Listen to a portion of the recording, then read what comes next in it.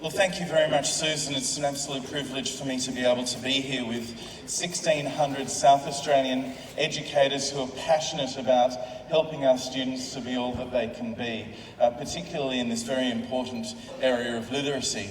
I want to congratulate Susan and the Learning Improvement Division for their outstanding work in putting together today's program. I don't think Mickey is still here. Hopefully he's well on the way to delivering his young'un to school, but it was an impressive welcome this morning, and I know that everybody in the room shares with me the thanks to Mickey for welcoming us to his country, the land of the Kaurna people, and I know that we all respect the important spiritual relationship the Kaurna people have with this precious land.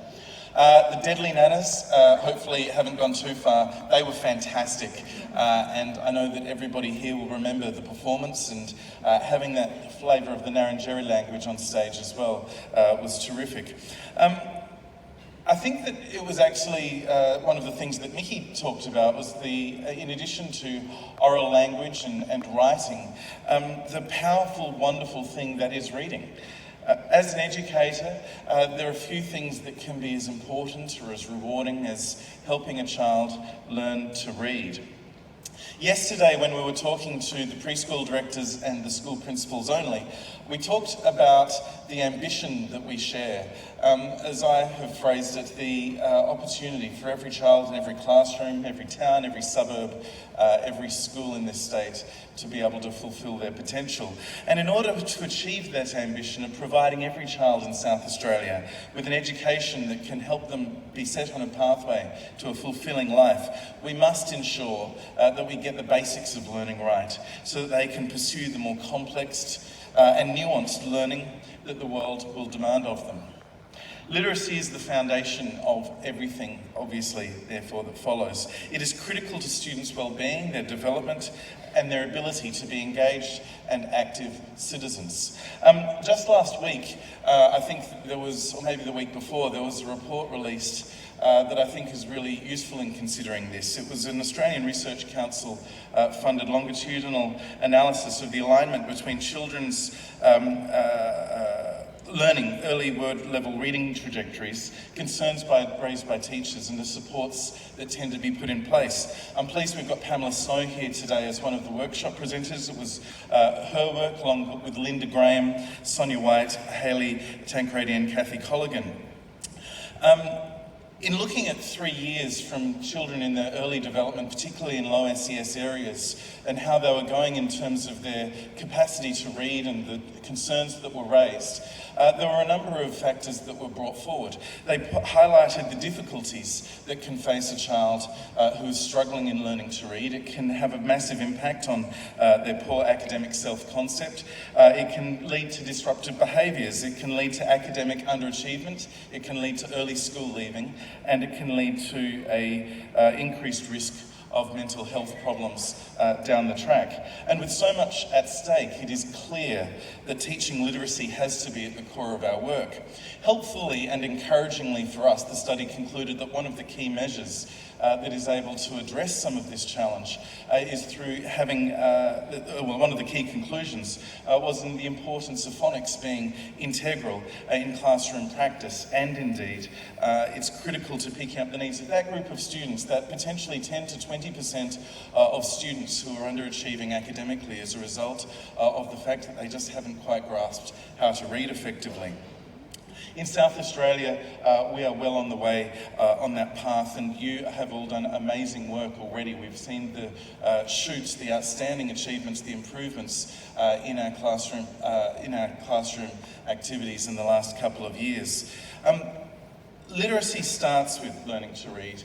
But it's really important we also remember that that's just the first step, of course. It's critical also, it's very important that we help our children to love reading, to learn to love books. Books offer us access to a multitude of ideas, people, lives, places, worldviews, new insights, and new friends. I think sometimes when I'm walking into Book Week, in any school in South Australia pretty much, of the extraordinary potential of these children that is unlocked by that shared understanding of the things that they've read about.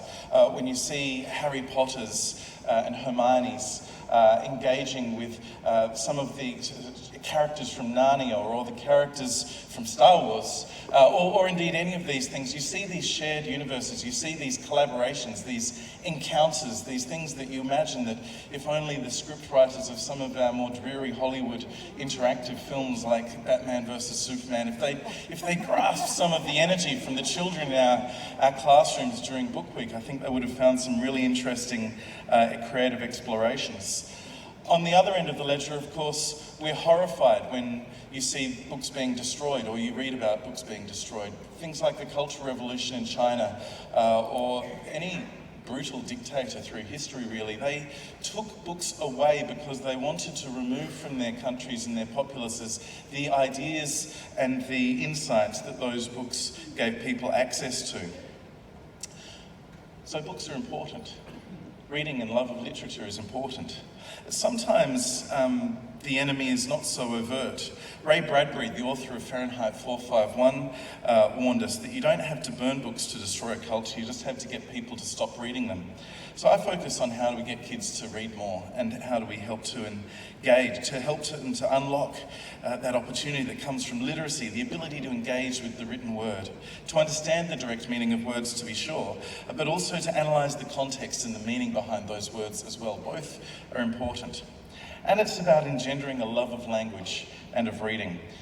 We all know, I suspect in this room, a part of a book that you may have read years and years ago, maybe as a child, stays with you forever. For me, a love of literature is critical to getting through the week. I often speak to colleagues who say they don't have time for reading for pleasure, and you've probably heard this in a range of areas as well. Everything's too busy. You read so much for work that there's no room left in your week to read for pleasure. I do my best to find half an hour a week, maybe an hour a week on a good time, to read for pleasure. It keeps the brain engaged. It helps you to keep thinking about the world in different ways. All of those reasons why we encourage our children to love reading, those reasons remain important as adults. It helps keep you mentally agile and indeed mentally well. Currently, I'm reading very, very slowly. It's a longish one, but Herodotus' History is translated by the modern British historian Tom Holland, and I love it. It makes a nice change from 10 Little Owls and Where is the Green Sheep, which I've read about 60 times so far this year. It's not that it's not great. I mean, where is that green sheep? I know where the red sheep is, I know where the blue sheep is. But as I say, but the fifth time was probably the best yesterday. The beautiful thing about reading, I can't wait until we get up to horrible histories, BFG, and some of those more complex narratives. Look, while we've got a daughter and another one on the way, and I think that one of the things we really hope is that we'll be able to share with them a love of literature, but it's also a really powerful tool. Helping a child to read is a powerful tool against disadvantage, because while I know many of us in this room would understand the value of reading to a child and helping to develop that love of stories, we also know that there are many families where that doesn't take place, and children come into our preschools and our schools without too much experience of reading and books in the house, and that's somewhere where the value and the power of your work becomes truly important. Just as kids with good literacy skills are at an advantage, kids without those will struggle and encounter difficulties in different areas. We know that our prisons are full of people who sadly have poor levels of literacy. And all of this is true. We can't close our minds to the fact too, though, that there are children in advantaged situations whose parents did reach them who also struggle with literacy for whatever reason, for whatever learning difficulty they may have. And so it's important that we identify those children for whom literacy does not come as easily as well. Our Year 1 Phonics Check is one tool in helping to ensure that we can provide that early intervention to help those children who are struggling, to make sure they don't fall further behind. And it's absolutely been fantastic to see the work that you've been doing to support literacy and the difference that it's making for our kids. The uplift we've seen between 2018 and 2019 as a result of that phonics check shows that we're heading in the right direction, and we're heading in there at pace. One of the really, really great things about a day like today is that there are experts in our classrooms, in our schools. There are experts in South Australia and the nation, and indeed internationally, who have come together and are in this room.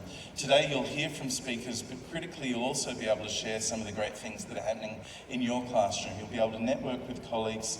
You've got access to the latest evidence through some of the people who are presenting, and you'll be able to share practice, you'll be able to share experience. I hope that you get a lot out of today. The fact that you're here, the fact that you're doing this job shows that you have a calling and a passion to support the children in our community. And I can't think of a better way to spend a life than doing that. So thank you for answering that call. Thank you for the work that you're doing, and I hope that you get a great deal out of today. Have a wonderful session.